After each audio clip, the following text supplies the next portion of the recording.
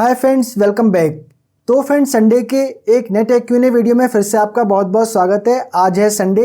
Actually आज Sunday नहीं है, आज है मंडे। संडे में गया हुआ था मैं अपनी सिटी से बाहर, 4-5 दिन से सिटी से बाहर था। कल ही वापस आया था शाम में, तो कल वीडियो मैं शूट नहीं कर पाया, तो कल के लिए मैं माफ़ी चाहता हूँ। आज ये संडे क्यू&ए वीडियो में लेकर आया हूँ। इस वीडियो में मैं आपके कुछ इंटरेस्टिंग क्वेश्चंस के आंसर देता हूँ, आपके कुछ डाउट्स क्लियर करने की कोशिश करता हूँ। तो चलिए शुरू करते हैं आज का ये टेक क्यू&ए वीडियो।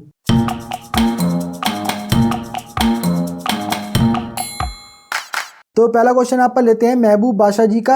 ये लिखते हैं कि how is this compare to fix frame screen and how much did this cost. तो यहाँ पर ये पूछ रहे हैं big view 120 inch grey LR screen के बारे में, जो कि एक मोटराइज्ड ग्रे स्क्रीन है जिसका कुछ टाइम पहले मैंने रिव्यू किया था। तो उसे फिक्स फ्रेम एलआर स्क्रीन से ये कंपेयर करना चाह रहे हैं। देखिए, जो फिक्स फ्रेम एलआर स्क्रीन है उसकी फैब्रिक थोड़ी सी डिफरेंट टाइप की होती है। उस पर आपको बेटर कंट्रास्ट रेशियो मिलता है, बेटर कलर मिलते हैं, बेटर पिक्चर क्वालिटी मिलती है। थोड़ी सी प्रीमियम और थोड़ी सी हाई क्वालिटी की उसकी फैब्रिक रहती है जहाँ तक बिग व्यू ब्रांड की बात है। बाकी दूसरे ब्रांड अलग अलग फैब्रिक उसमें यूज़ कर सकते हैं। बिग व्यू की ये मोटराइज्ड ग्रे स्क्रीन है, इसे हम ग्रे स्क्रीन बोलते हैं। लेकिन जो बिग व्यू की फिक्स फ्रेम स्क्रीन आती है उसमें जो फैब्रिक यूज़ की गई होती है उसको हम सेमी एलआर स्क्रीन कह सकते हैं। तो इस मोटराइज्ड ग्रे स्क्रीन से fix frame LR screen big view की थोड़ी सी बेटर होती है। और ये जो मोटराइज्ड स्क्रीन है ये 120 इंच का, इसका अप्रॉक्स प्राइस 25,000 रुपीज़ रहता है। और जो फिक्स फ्रेम एलआर स्क्रीन है वो अप्रॉक्स 30,000 रुपीज़ की रेंज में मिलती है। तो अगर आपका बजट है और आपके पास में इतना स्पेस है कि आप फिक्स फ्रेम एलआर स्क्रीन लगा सकें तो आपको एलआर स्क्रीन ही परचेज करनी चाहिए। अगला यहाँ पे क्वेश्चन लेते हैं प्रकाश भाले राव जी का। ये लिखते हैं कि sir LG 55 inch QLED TV की पिक्चर क्वालिटी LG UR7500 की पिक्चर क्वालिटी में कितना फ़र्क है। LG QLED टीवी और UR7500 टीवी के प्राइस में कितना फ़र्क है। फ्यूचर तक QLED टीवी चलेगा कि LG UR7500, प्लीज़ बताओ सर। प्रकाश भालेराव जी, देखिए LG के QLED टीवी नहीं आते हैं, वो सैमसंग के मिलते हैं या फिर दूसरे ब्रांड के आते हैं। LG के नैनोसेल टीवी होते हैं जो कि QLED टीवी की तरह ही पिक्चर क्वालिटी देते हैं। LG के QNED टीवी आते हैं QNED, जिसमें LG की नैनोसेल टेक्नोलॉजी और सैमसंग की QLED टेक्नोलॉजी को इंटीग्रेट किया गया है, यानी कि दोनों टेक्नोलॉजी को एक ही टीवी में दिया गया है। तो इनकी पिक्चर क्वालिटी तो कई गुना बेटर है UR7500 से। और आगे आने वाला टाइम जो है, जो फ्यूचर है, वो आई थिंक QNED टीवी उसमें आपको ज़्यादा देखने को मिलेंगे। अलग अलग उनके वेरिएंट आएंगे, अलग अलग प्राइस रेंज में आएंगे और हो सकता है कि आगे चलकर उनके प्राइस थोड़े से और कम हो जाएं। LG के QNED टीवी थोड़े से महंगे हैं UR7500 के कंपैरिजन में। और यहाँ पे क्वेश्चन लेते हैं गेमिंग एक्सप्लेन का। ये लिखते हैं कि ZEDCO युवा प्लस का डिस्प्ले LED कहाँ मिलेगा। पूरा यूट्यूब सनमार कहीं पर भी वीडियो नहीं मिल रहा। देखिए, ZEDCO युवा प्लस का डिस्प्ले आपको चाहिए, वो ख़राब हो गया है, तो आप ZEDCO से ही बात करें, ब्रांड से ही आप कस्टमर केयर पे बात करें, वही आपको उसकी सर्विस देंगे। फिर भी बाहर से आप कहीं अगर ठीक करवाना चाहते हैं, डिस्प्ले चेंज करवाना चाहते हैं, तो आप अपने आसपास में किसी प्रोजेक्टर रिपेयर वाले से कांटेक्ट करें, वो अरेंज कर लेंगे। और फिर भी आपको कहीं कोई ऑप्शन नहीं मिलता है तो केवीआर टेक्नोलॉजी पे आप बात कर सकते हैं। केवीआर टेक्नोलॉजी ऑन ब्रांड के वैसे ऑथराइज्ड सर्विस सेंटर है और दिल्ली में इनका सर्विस सेंटर है, लेकिन ये सभी ब्रांड के प्रोजेक्टर रिपेयर करते हैं, ब्रांडेड नॉन ब्रांडेड। तो आप इनसे कांटेक्ट कर सकते हैं। इनकी डिटेल आपको यहाँ पर स्क्रीन पे मिल जाएगी, तो डेफिनेटली इनसे आप डिस्प्ले परचेज कर सकते हैं। आई थिंक ये अरेंज कर पाएंगे। अगर यहाँ पे क्वेश्चन लेते हैं सोहेल अहमद जी का। ये लिखते हैं कि दादा, मैं Bangladesh 43 inch LG UR7500, LG UR8050, LG 43 NanoCell 75 best model suggest दादा प्लीज़।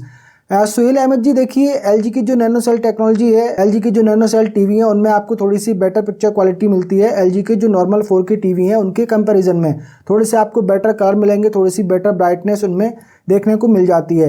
तो LG 43 नैनोसेल 75 आप परचेज कर सकते हैं, ये काफ़ी बढ़िया टीवी है।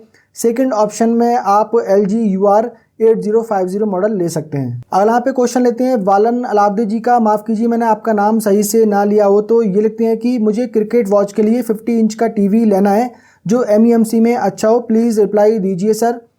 मैं बहुत ट्रस्ट करता हूँ सर आप पे, अंडर 30 के। वालन अलाब्दी जी, ट्रस्ट करने के लिए आपका बहुत बहुत शुक्रिया। देखिए, 50 इंच टीवी आपको परचेज़ करना है क्रिकेट वॉच के लिए, तो आप हाईसेंस टोर्नाडो 2.0 3.0 जो भी आपको मिल सकता है वो आप परचेज़ कर सकते हैं। दोनों वो काफ़ी बढ़िया टीवी हैं। MEMC टेक्नोलॉजी उनमें काफ़ी अच्छी तरीके से काम करती है। एसआर आई सीरीज़ टीवी आप परचेज़ कर सकते हैं। ये भी काफ़ी बढ़िया टीवी है, काफ़ी अच्छी पिक्चर क्वालिटी इनमें मिल जाती है और जो MEMC टेक्नोलॉजी है इसमें भी दी गई है।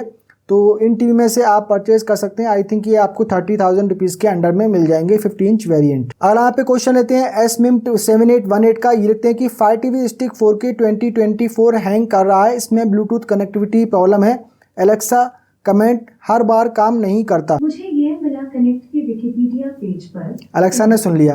Alexa stop. देखिए फायर टीवी स्टिक पहले काफ़ी स्मूथली वर्क करता था, कभी उसमें हैंग के ज़्यादा इशू नहीं आते थे, लेकिन 2023 वाला वेरिएंट भी इसका हैंग करता है। मेरे पास भी फायर टीवी स्टिक है, मैं यूज़ कर रहा हूँ fire TV stick 4K max, जो कि आई थिंक 30% 40% फास्टर वर्क करता है, ऐसा क्लेम किया गया था, लेकिन वो भी कई बार हैंग करता है। और जो ब्लूटूथ कनेक्टिविटी है उसमें भी थोड़ी सी प्रॉब्लम कभी कभी आती है। हम मूवी देख रहे हैं, हमारा साउंड बार कनेक्ट है, वो बीच में डिस्कनेक्ट हो जाता है, लेकिन विद इन सेकेंड वो दोबारा खुद से ही रिकनेक्ट हो जाता है। तो थोड़ी फायर टीवी स्टिक में प्रॉब्लम तो आ रही है। आई थिंक अमेज़ोन को ये चीज़ इसकी ठीक करना चाहिए। अभी अपडेट आया था एक फायर टीवी स्टिक में, मुझे लग रहा था कि उसके बाद थोड़े से जो हैंग होने के इशू हैं वो कम हो जाएंगे, लेकिन अभी भी उसमें हैंग होने के इशू आ रहे हैं। अगला यहाँ पे क्वेश्चन लेते हैं विष्णु कुमावत जी का, ये लिखते हैं कि सर मैंने LG 55 इंच टीवी लिया था, 1 महीने बाद स्क्रीन में प्रॉब्लम आ रही है, कंपनी ने पैनल चेंज कर दिया है, फिर भी प्रॉब्लम आ रही है, क्या न्यू टीवी से रिप्लेस हो सकता है? और दूसरे क्वेश्चन में लिखते हैं कि सर रिलायंस डिजिटल से ली थी, उन्हें रिप्लेस के लिए फोर्स करूं या LG कस्टमर केयर को?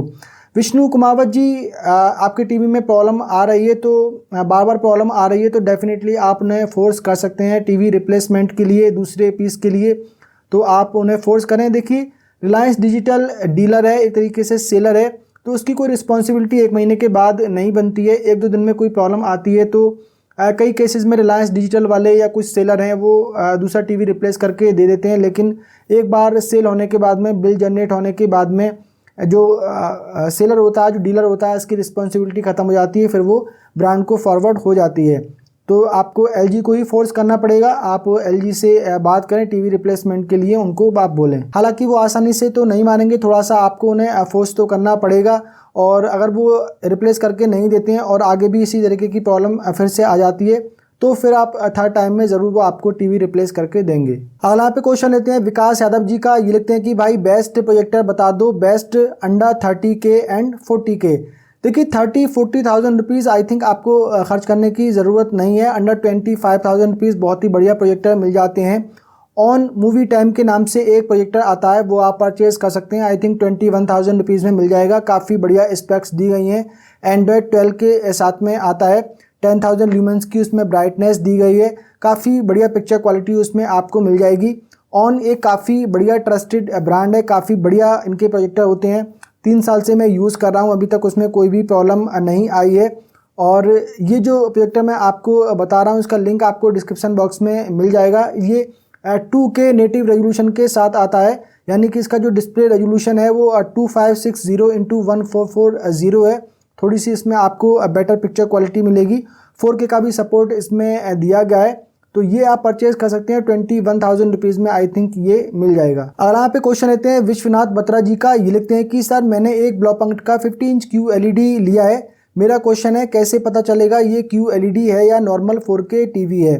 देखिए नॉर्मल 4K टीवी और QLED टीवी में बहुत ज़्यादा फ़र्क नहीं दिखता है जब तक दोनों टीवी को एक साथ रखकर ना देखा जाए, और नॉर्मल कस्टमर आसानी से पता नहीं लगा पाएंगे कि ये QLED टीवी है या फिर नहीं है। हालांकि अगर गौर से टीवी को देखा जाए, जो लोग टीवी चेक करते रहते हैं, टीवी देखते रहते हैं, तो उनको ज़रूर आइडिया हो जाता है कि ये QLED टीवी है या फिर नहीं है। नॉर्मली QLED टीवी को बाहर से चेक कर पाना मुश्किल होता है, क्योंकि QLED टीवी और नॉर्मल 4K टीवी सेम ही होते हैं। उनमें एक simple QLED filter QLED TV में एक्स्ट्रा लगाया जाता है, जो कि टीवी को डिसअसेंबल करने पर ही पता लग सकता है कि उसके अंदर वो QLED फिल्टर है या फिर नहीं है। तो ये काफ़ी बड़ी प्रॉब्लम है। अब सैमसंग का QLED टीवी आप परचेस करेंगे, उस पर आप 100% श्योर हो सकते हैं कि वो एक QLED टीवी ही है, क्योंकि सैमसंग अगर QLED टीवी सेल कर रहा है तो वो QLED टीवी ही होगा। हालांकि कुछ ऐसे बजट ब्रांड के बारे में सुनने को मिला है कि वो अपने एक नॉर्मल टीवी को ही QLED टीवी बताकर सेल कर रहे हैं।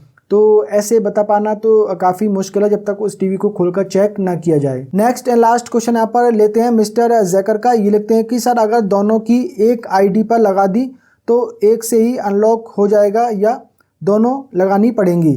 तो यहाँ पर ये पूछ रहे हैं सिक्योरिटी की के बारे में। सिक्योरिटी की आप लोग जानते होंगे, अपने गूगल आईडी को आप उस सिक्योरिटी की से लिंक कर सकते हैं और जब तक उस सिक्योरिटी की को लैपटॉप में इंसर्ट नहीं किया जाएगा यूएसबी पोर्ट में तो आपका जीमेल आईडी वहाँ पर लॉगिन नहीं होगा। यानी कि किसी भी पर्सन के पास में अगर आपका ईमेल आईडी पहुँच गया है और आपके ईमेल आईडी का पासवर्ड भी उसके पास पहुँच गया है तो भी वो आपके जीमेल आईडी को लॉगिन नहीं कर पाएगा। उसे उस सिक्योरिटी की ज़रूरत होगी जो कि एक फिजिकल सिक्योरिटी की होती है। तो ये इस टाइप की ये सिक्योरिटी की रहती है।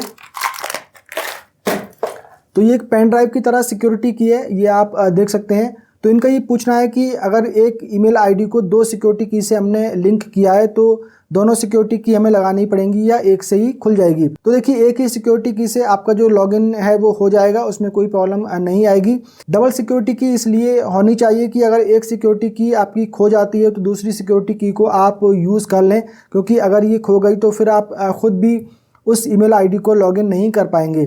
तो मैंने भी अपने जो भी चैनल हैं, जो भी अपने मेरे जीमेल आईडी हैं, तो सभी को मैंने दो सिक्योरिटी की में लिंक किया है। एक की मेरे पास में रखी हुई जिसको मैं यूज़ करता रहता हूं और दूसरी मैंने अपने लॉकर में सेफ रखी हुई है कि बाई चांस अगर ये कभी ख़राब हो जाती है, डैमेज हो जाती है, कहीं पर मिसप्लेस हो जाती है तो मैं उस सिक्योरिटी की को यूज़ कर पाऊँ। जो लोग यूट्यूब चैनल चलाते हैं, जिन लोगों के ईमेल आईडी में इंपॉर्टेंट डेटा रहता है, इंस्टाग्राम यूज़ करते हैं, फेसबुक यूज़ करते हैं, तो उन लोगों को ये जो सिक्योरिटी की है वो ज़रूर यूज़ करनी चाहिए, क्योंकि किसी के पास आपका पासवर्ड पहुंच जाएगा उसके बाद भी बिना सिक्योरिटी की के वो लॉगिन उसमें नहीं कर पाएगा। ये मेरे पास में जो सिक्योरिटी की है तो ये NFC फीचर के साथ आती है, यानी कि अपने मोबाइल में अगर मुझे अपना ईमेल आईडी लॉगिन करना है, मोबाइल में NFC अगर दिया गया है तो मोबाइल पे सिंपली इसको टैप करना पड़ता है और लैपटॉप के USB पोर्ट में इसको लगाना पड़ता है। यूट्यूब चैनल आजकल बहुत ज़्यादा हैक हो रहे हैं, तो अगर ये सिक्योरिटी की होगी तो आपका जो यूट्यूब चैनल है वो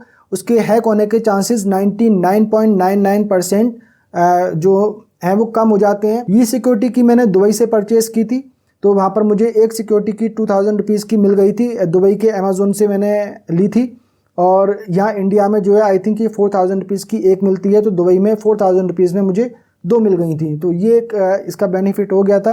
तो हमेशा मैं सिक्योरिटी की यूज़ करता हूँ, क्योंकि एक बार मेरा जो चैनल था वो हैक होने से बचा था। तो दो सिक्योरिटी की आपने लिंक की हुई है तो एक ही सिक्योरिटी की आप यूज़ कर सकते हैं, एक अगर ख़राब हो जाती है तो आप दूसरी यूज़ कर सकते हैं। तो फ्रेंड्स आज की क्वेश्चन आंसर का सिलसिला यहीं पर ख़त्म करते हैं। उम्मीद करता हूँ ये वीडियो आप लोगों को पसंद आया होगा। पसंद आया हो तो वीडियो को कर दीजिए लाइक एंड शेयर। अगर आपने पहली बार हमारे चैनल पर विजिट किया है तो चैनल को कर लीजिए सब्सक्राइब, बेल आइकन को भी प्रेस कर दीजिए। मिलते हैं किसी अगले वीडियो में, तब तक के लिए बाय बाय।